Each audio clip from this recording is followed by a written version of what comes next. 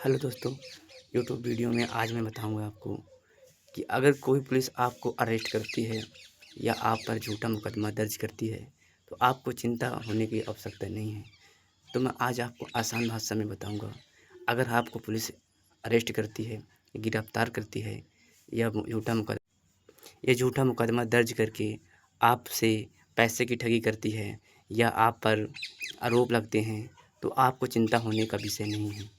तो मैं आज आपको विस्तार से बताऊंगा कि कुछ ऐसे प्रावधान हैं जो गलत आईपीसी धारा लगा देते हैं आप पर, तो उस पर निष्फ़िक्र रहिए दोस्तों।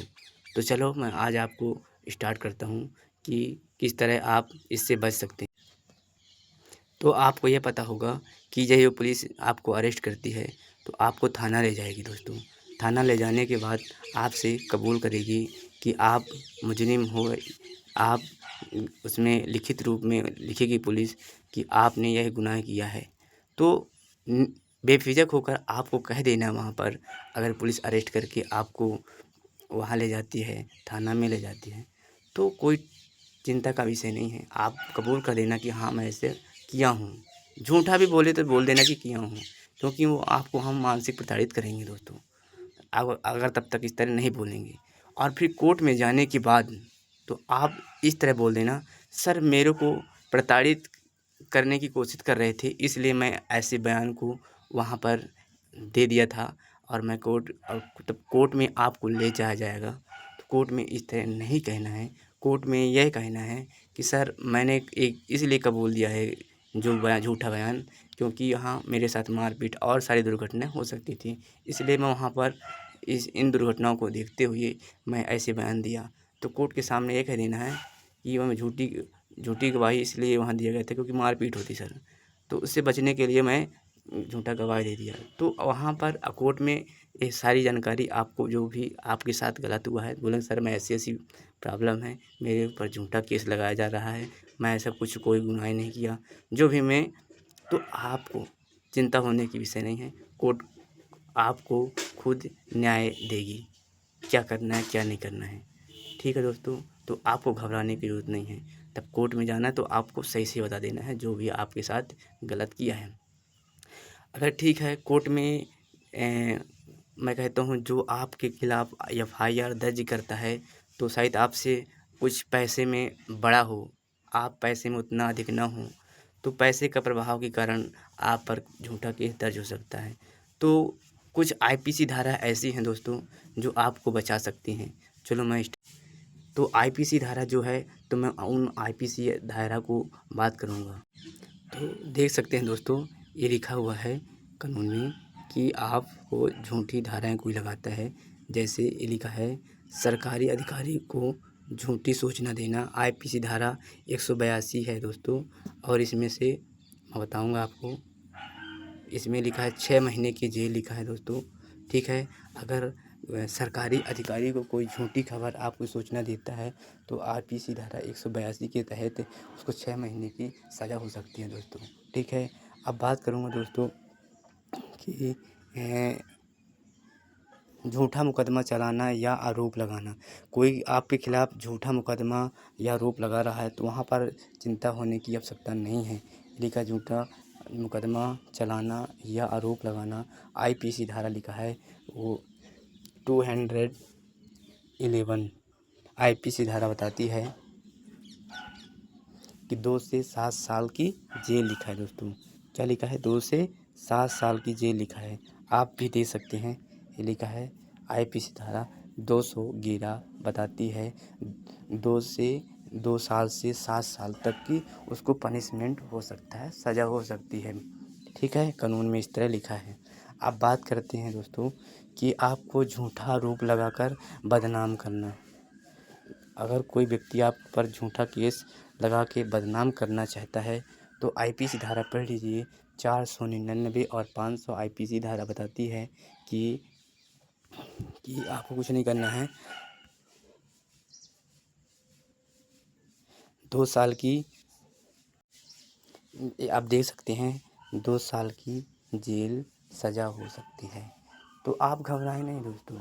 कोई व्यक्ति अगर आपके खिलाफ़ झूठी कार्रवाई झूठा मुकदमा चलाता है और सरकारी को झूठी सूचना देता है, तो उनके खिलाफ़ भी आप कार्रवाई कर सकते हैं।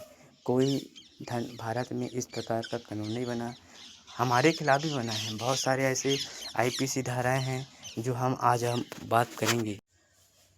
तो दोस्तों, आपको अगर कोई आईपीसी धारा पढ़ लो, 307 बताता है हत्या की कोशिश कोई करता है तो 307 का केस लगता है दोस्तों।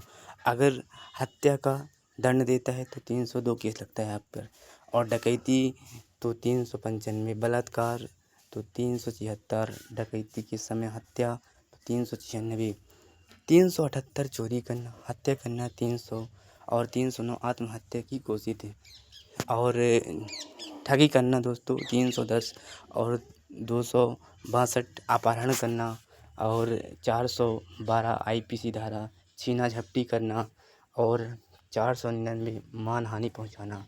तो हमारे आईपीसी धारा में इन सारे प्रावधानों का उल्लेख किया गया है। आप डरे नहीं, घबराए नहीं, तब आप किसी प्रकार का गलत नहीं किए हैं। झूठा आपको साबित करने के लिए इस तरह का बयानबाजी दिया जा रहा है, तो आप भी उसी प्रकार के प्रयास कर सकते हैं दोस्तों। मैं कहता हूँ, आपके खिलाफ़ कोई गलत मुकदमा दर्ज हो रहा है तो आपकी कोई सुनवाई नहीं हो रही है, तो आप कोर्ट जाइए, कोर्ट नहीं तो फिर वहाँ जाइए दोस्तों। अगर आपको घर में कोई रात की चोरी करता है तो आप पर इस पर भी कानून बना हुआ है। 457 में आईपीसी धारा लिखा है, और 380 आईपीसी धारा लगा सकते हैं। तो चोरी के बारे में दोस्तों, आईपीसी धारा पढ़ो, 120 बी में लिखा है आपराधिक षड्यंत्र। आपराधिक का षड्यंत्र 120 बी लिखा है। धारा 124 ए राजद्रोह, धारा 141 विधि विरुद्ध जमाओ, धारा 147 बलवा करना, धारा 148 घातक आयुष देश से बलवा करना, धारा 191 झूठा सच देना, धारा 201 सबूत मिटाना, और धारा 394 में अश्लील कार्य और गाने या बोलना, धारा 302 हत्या, धारा 304 गैर इरादत हत्या, धारा 304 तेजी या लापरवाही से काम करते हुए किसी व्यक्ति की मृत्यु होना, धारा 304 भी दहेज मृत्यु, धारा 306 आत्महत्या का दुरुपयोग, धारा 307 हत्या करने का प्रयत्न, धारा 312 गर्भपात करना, धारा 311 ठगी करना, धारा 323 स्वेच्छा और उपहातिकारिता करना, धारा 324 खतरनाक आयुधों सामनों द्वारा स्वेच्छा और उपहाति द्वारा करना। इस तरह के दोस्तों, अगर आप पर इस तरह की त्रुटियां की जाती हैं, आईपीसी धारा के विरुद्ध काम किया जाता है, तो आप कोई घबराने की आवश्यकता नहीं है। आप मीडिया का सहारा लीजिए। आप पर कोई गलत कार्यवाही, गलत केस लिखा जाता है और कोई झूठा आरोप आपकी समक्ष दे देता है, तो वहाँ आपको घबराने की आवश्यकता बिल्कुल नहीं है दोस्तों, क्योंकि आपका भी अधिकार है दोस्तों। जीने का अधिकार है, स्वतंत्रता का अधिकार है, शोषण के विरुद्ध अधिकार है, धार्मिक स्वतंत्रता का अधिकार है, संवैधानिक उपचार का अधिकार है, कहीं भी भागने घूमने, कहीं भी रहने, कहीं बसने, कहीं भी ज़मीन खरीदने, कहीं भी बसने का आपको पूरी तरह से अधिकार है दोस्तों। अगर इसके खिलाफ़ आपको, इसके विरुद्ध आपको मानहानि पहुंचती है, आपके ऊपर चोट पहुंचती है गलत मुकदमे से, गलत उससे, तो आप पर टेंशन होने की आवश्यकता नहीं है। ज़्यादा हो तो आप मीडिया का सहारा लीजिए, उससे भी आप आगे निकल जाएंगे दोस्तों। आपकी कार्रवाई उसी तरह होगी, और जनता के सामने आइए। जो भी आपके साथ गलत हुआ है तो जनता आपकी न्याय करती है दोस्तों। अगर इस तरह नहीं होता दोस्तों, तो ये जितने भी कानून बने हैं दोस्तों, सबके लिए कानून बने हैं। गरीब हो, छोटा हो, अमीर हो, बड़ा हो, उसका कोई फ़र्क नहीं पड़ता। कानून हमारे लिए, सबके लिए बराबर है दोस्तों। कानून किसी के साथ भेदभाव नहीं करता। कानून कानून होता है। जाति, संप्रदाय, लिंग, किसी के खिलाफ मानहानि की चोट नहीं पहुंचती है। अगर आप संविधान के खिलाफ हैं, संविधान एक हमारी मूल आत्मा है दोस्तों, जो हमें जीवन को बचाने का और जीवन जीने का अधिकार भी देता है हमें। तो मीडिया का साथ लीजिए और आगे बढ़िए दोस्तों। अगर आपको टेंशन लेने की आवश्यकता नहीं है, कोर्ट अगर आपको दोषी ठहराता है, अगर कोई आपसे बड़ा आदमी फँसता है, पैसा दे के आपके खिलाफ़ मुकदमा दर्ज करना चाहता है, तो आप भी वकील लगा सकते हैं दोस्तों। वकील लगाने का जो लॉयर होते हैं, जो जज होते हैं, जो कोर्ट में फैसला करते हैं, तो हमें भी वकील सरकारी मिलते हैं दोस्तों।